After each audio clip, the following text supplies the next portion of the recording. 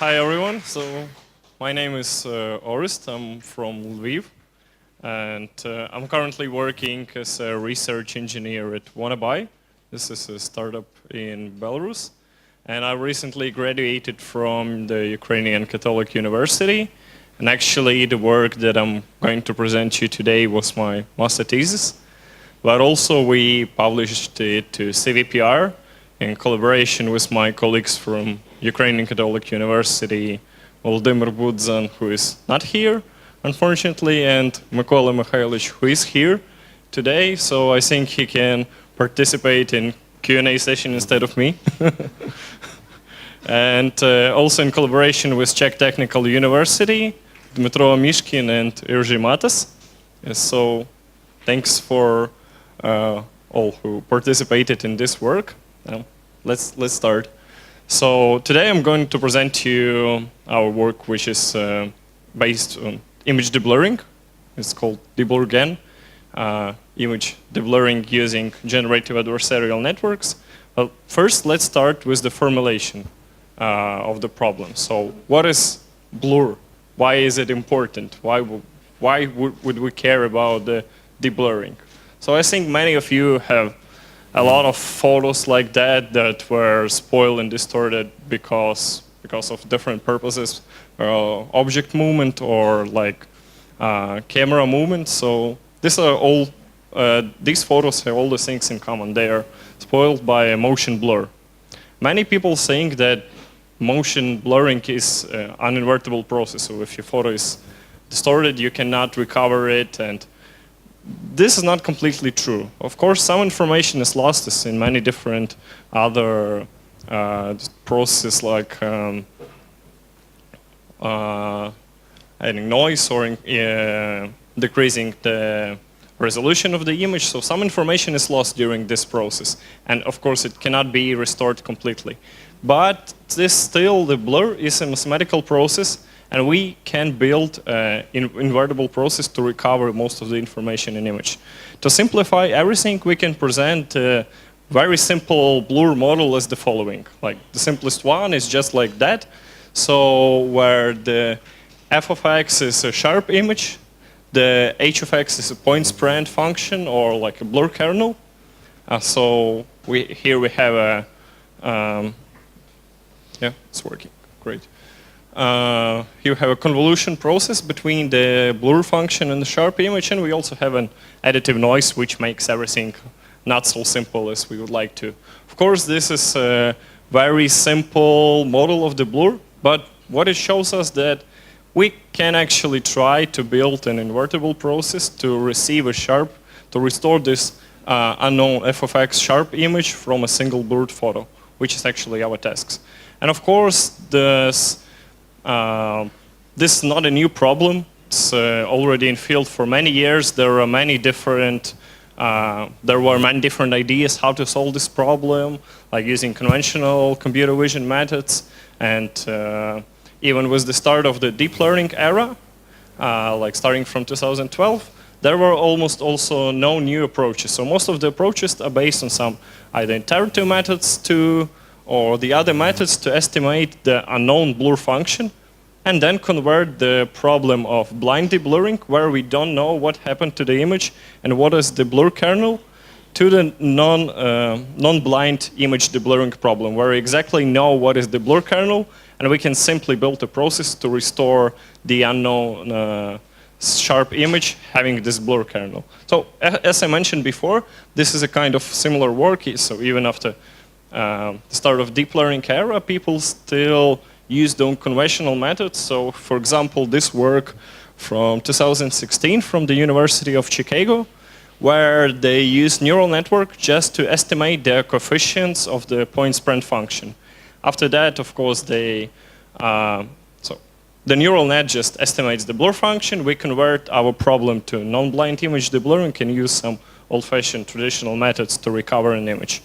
What we would like to have instead is to build a process where we do not know anything about the blur kernel. So we don't care what is the blur kernel. So it's like a kernel-free approach with an end-to-end learning manner, where we simply take a blurred image as an input, and have a sharp image as an output. Well, that sounds like a miracle, but even our work is not the first one, so there were some works before that tried to do that. For example, the Deep Deblur from CVPR 2017. What they did was actually they built a pretty simple system with a very, very, very deep network and fed it like a lot of images and received something. So what's the problem here? So they have a multi-scale convolutional neural network architectures where the image is downscaled by some factors, like in a pyramid manner, and all those networks are ResNet for 50 blocks. So in total, they have 350 ResNet, which make it an 152-layer architecture.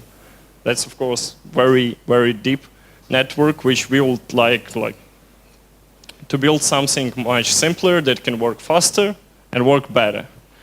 But the problem is how to restore the lost information, the unsolved, we can say that the problem that doesn't have a good solution before, have to deal with that some of the information is lost and we cannot simply use any algorithm to recover it, this information that's just completely lost.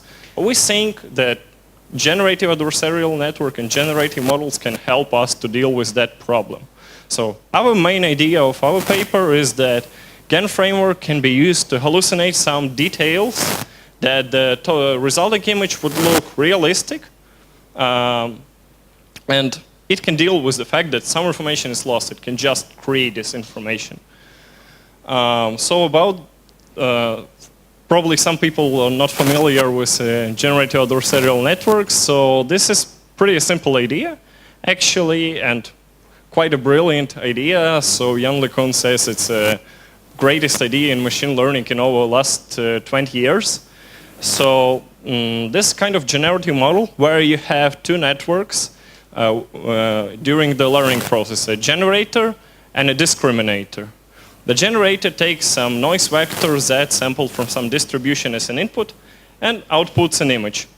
The discriminator receives a real image as an input and a fake image and is trying to distinguish between them.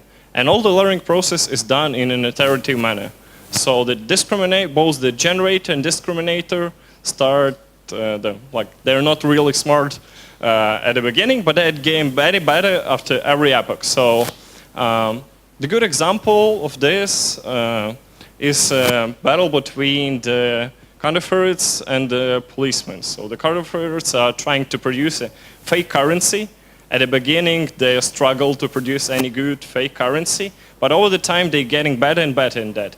And the policemen are developing the new methods to distinguish between real and fake currency, which makes the counterfeits to try even harder to produce new methods so the resulting fake currency will look realistic enough. And after some period of time, we'll come up to a point where those counterfeits can produce very realistically looking currency.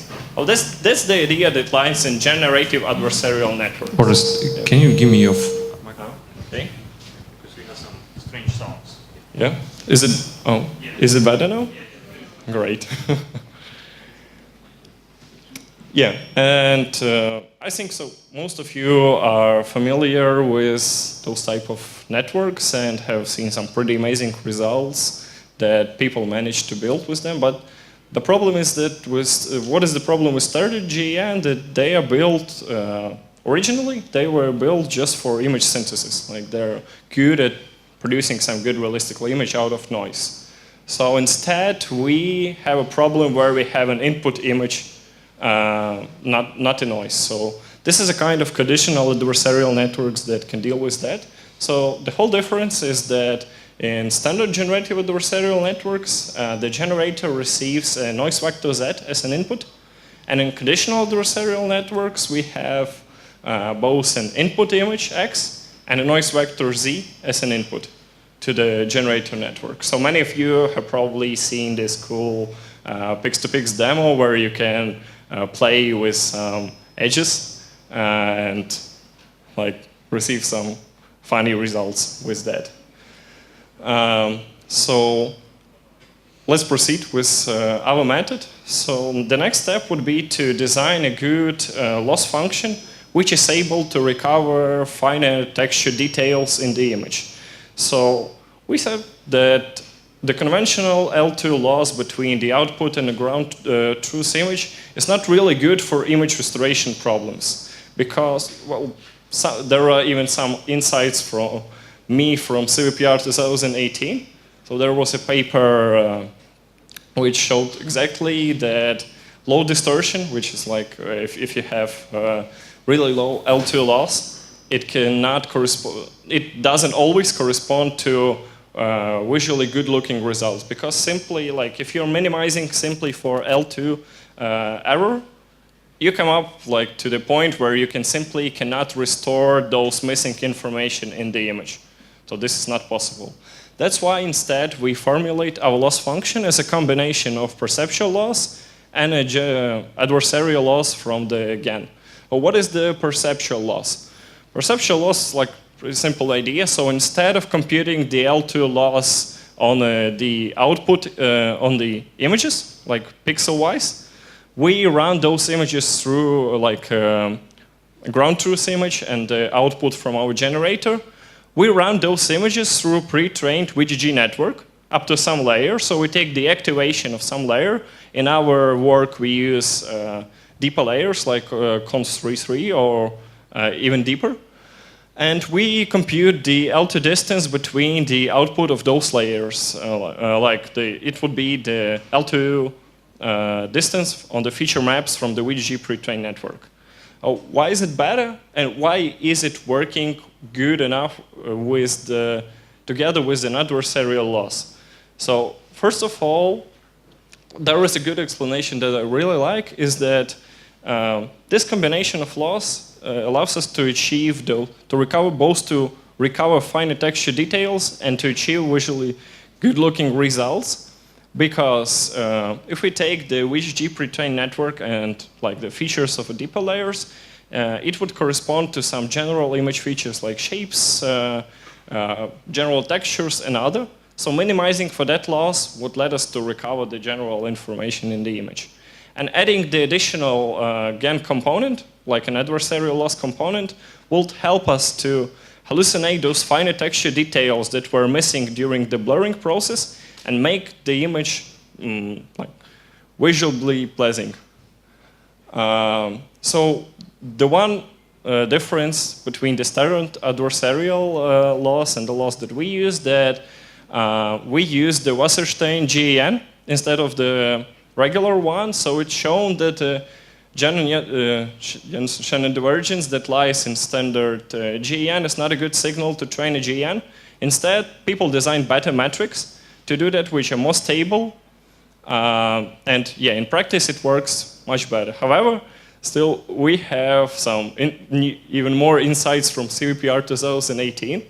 So Jan Goodfellow claims that actually all of those GANs are the same. So it doesn't matter if you're using like standard GAN, least square GAN, Wasserstein GAN, or even some of the versions that he claimed like 2 years ago that they are not working and they are theoretically incorrect. With an aggressive hyperparameter tuning, you can actually receive the pretty the same results with all of those GAN-like versions. However, in practice, we saw that Wasserstein GAN is much more robust in training process, and yeah, it's actually giving pretty good results. We are happy with that. So the next step is the architecture of our generator network. So there is nothing too fancy here. It's pretty simple architecture. So we have two strided convolution blocks at the beginning to decrease the resolution of the image for the computational purposes and also to increase the receptive field.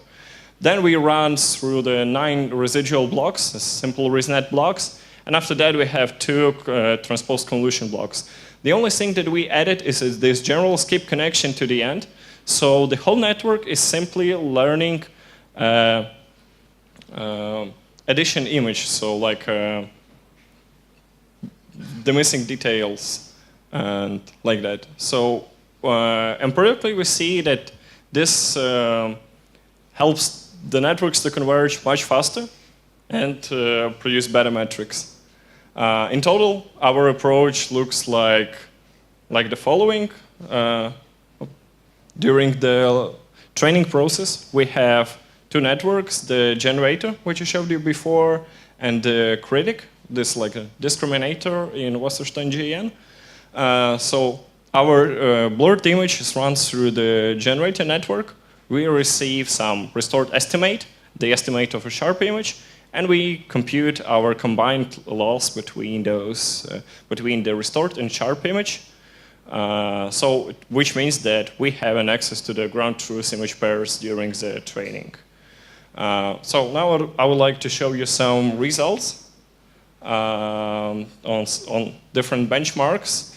So this is the blurred photo, the photo restored by our network, and the ground truth sharp photos. Here is the same. So we also show that our model can help the object detection, and we hope that it can help the other tasks as well. So we can use like the deblurring to get better, our deblurring method to get better object detection estimates, or maybe semantic segmentation and other tasks. So you can see it on this example, and you can see actually that our network can deal with that lost information and hallucinate those finer details in some way, so they are looking realistic enough.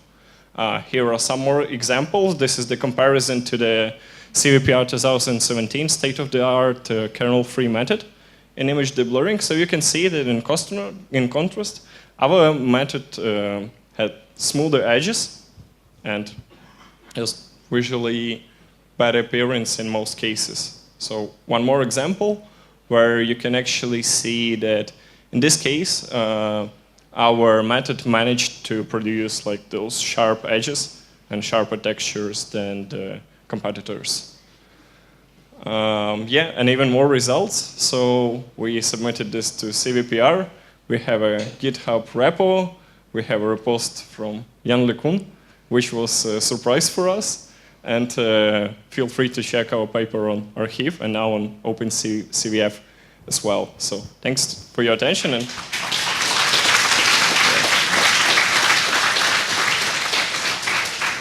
yeah, and I would like to have a longer Q&A session. Yeah, good job. Yeah, I asked it, Orest, like, what we will have more Q&A. Questions? Who want questions? Okay, you go first. So thank you very much for your nice talk. So I would ask you about a problem of blur detection.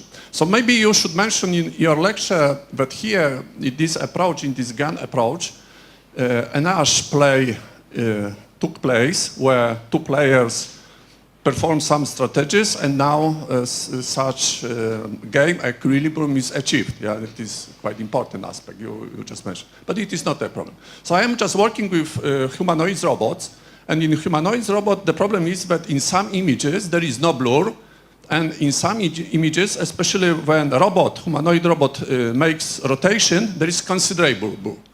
So in summary, you have images with blur and with no blur. And now the question is, if you take some image with no blur, what will be the result? Image will be better, or maybe we will have some degradation, or maybe it will be no difference, or maybe... and next question is, how do, maybe you have some ideas how to detect such blur images, or classify the blur images from no blur images? Yes, thanks for your question. It's actually a pretty good question. So first of all, this architecture that we designed was a general skip connection. So the whole network learns simply a correction to the image. We also see that it helps us to stabilize the process. So for non-blurred images, if we'll take the original architecture without this global skip connection, we experienced those problems that sometimes the image was degraded a lot if it was not blurred, and the network was trying to do something which it couldn't. Yeah, with this trick, stabilize it, the process much better. But yeah, that was still a research. So if you just try to run some non-blurry images through this pre-trained, our pre-trained network, you can come up with unexpected results. So what I would like to do if I would have such a problem is maybe simply to add some negative samples to the data set, so the network would learn this identity mapping if the image doesn't contain any blur. And regarding the second part of your question, so there are some old convention methods to detect the blur in an image. Well, I think we can discuss it like after the talk. So because I have experimented with a little bit, yeah. Okay, thank you. More questions? Okay, let's. Oh my God, we have to make it. Okay, well, my questions. Does it model work only for motion deblurring? Does it work for just general deblurring, for example, refocused image? Or? I see. So in our work, we concentrated on two most difficult types of the blur, which is the motion blur caused by camera shake, and even worse one, the motion blur caused by object movement. So our model works quite good for those two types of the blur just because of the data set, but you can feed any data set to all this training pipeline if you need like to add more types of the blur. I'm not sure how it would perform like on Gaussian blur or out of focus blur right now, because it was trained only for motion deblurring, but that's not a big problem. That's even slightly easier tasks. Okay.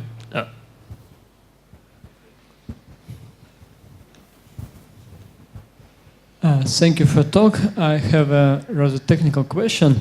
Am I right that the previous approach, deep blur, doesn't use perceptual loss, doesn't have perceptual part in loss, but also doesn't need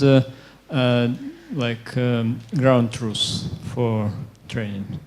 Because I mean, theoretically, you can just like discriminate between. I see. You know. So you mean the deep deblur, like I mean, previous one? Yeah, or are there any results which use GANs but without ground truth? Because the discriminator just tries to like understand, is it right or not? I see. And that's it. Yeah, thanks for your question. So currently there are no methods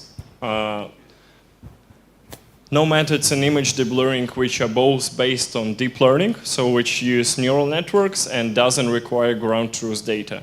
So creating such a one would be interesting, but it would be a really complicated task, I think. So the previous method, they used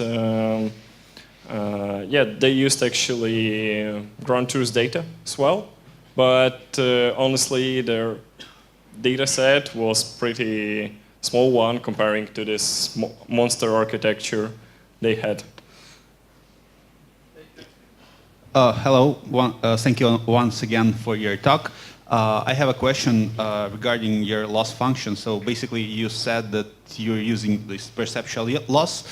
It's known that it's VGG representation. So I'm curious why why researchers not using different representation from different convolutional neural networks like ResNet, ResNext, whatever. Oh. So is it about distribution or about what? I see. That's actually a very good question. So I was curious about that as well. It just turns out that the other architectures are not working. There is a paper that is trying to prove that the VGG, pre-trained VGG net has some good theoretical stuff that helps that makes this perceptual loss to work. I'm not really sure about that, but people try to prove that, and for some reasons, deep learning is still a mystery sometimes. So the VGG network is really good network for perceptual loss for some reasons. Like I can try to find this paper and send to you if I will manage. Yeah, I've seen it like half a year ago. More questions? Thanks again for the presentation. My question is also about the perceptual loss. And didn't you try to train this VGG network to discriminate between different images? As I understand, you just took the weights from the classifier network, but there are also some types of networks like Siamese networks that are especially trained to discriminate between different images. Didn't you try something like that? Yeah, thanks for the question. No, we didn't try it. Like that's the another part. So designing a good loss function for image restoration, I think it's still an open problem. So there is no like a silver bullet here as well. The perceptual loss is just a popular idea that is working quite good in all cases. You can, if you look like at this CVPR version, there are plenty of papers that are trying to use it in one or other way. That's just an idea to compute the L2 distance, not pixel-wise, but on the activation of the on the feature maps, and yeah, it's a good idea. So we did an experiment. It was, for example, with CMS networks. Not sure about that. More question? Thank you. Very interesting. And your loss function is uses features which is extracted with VGG, yes? Yep. And from this point of view, your approach is fixing of damaged features, yes? What about using this approach for different kind of damages? For example, not blur, but for example, contrast deviation, colors deviation, on any ideas about any damages of images? Yeah, I see. So thanks for the question. So yeah, basically you can use the same training pipeline, I think, for all of the image restoration problems. And not only for image restoration, you can use it also for example, for colorization of images. And there are a lot of papers, again, on dehazing, like denoising, super resolution as well. It's probably the most popular problem in image restoration. And the other kinds of damages as well, like all those restoration techniques, and you will see that the same idea, it appears again and again in all of those kind of papers. So, yeah. Thank you. I have a question. There was an interesting slide about helping the object detection. How do you think, is it a matter of that the source data set have not enough blurred image for training object detection, and that's why it is not detecting blurred image so well, or this will be helpful in any case to use such type of GAN even if we will have a lot of blurred image for training? I think it's an interesting question. I think this is a kind of trade-off. So all of those existing detectors, or like the networks for semantic segmentation, they're built for like research purposes. Usually, when you like publish something pre-trained nets, you don't use some heavy augmentations. Yeah, I can say that adding like heavy augmentation, like motion blur augmentations to the data set, you even don't have to gather this corresponding like this blurred images and the ground truth annotation. You can simply use some heavy augmentations to deal with that, and it actually helps the result of the object detection on blurred images a lot. Yeah, and our method also helps, but this is another approach, like how to deal with that. So there is a trade-off. It's not possible right now to say like which one is better, what should you do if you have like a problems that you are trying to detect blurred objects. You can go in both ways. You can either deblur it or make your training pipeline more efficient. You're not tired? We can take more questions? Yeah, okay, okay, good. Thank you for your speech. Can you tell something about evaluation metrics, evaluation benchmarks? How did you evaluate it, and how did you estimate that your DeblurGAN better than previous method? Yeah, thanks for the question. So we have run our network on different benchmarks and compute different metrics. So the first one is the PSNR metric, which we believe is not a good metric to analyze the image restoration models, because simply if you train a neural network which is minimized for L2 loss, it would maximize the PSNR but not produce good visual looking results. The second metric that we show in our paper is SSIM, which is structural image similarity. Yep, that's slightly better way to deal to evaluate the networks, but still not a perfect one. As the third one is our pipeline, so we also evaluate our network on object detection, YOLO pre-trained model. And yeah, you can take a look in our paper. Everything is described more clearly. Okay. Thanks. More questions? Okay. Orest, thank you very much. Let's make applause.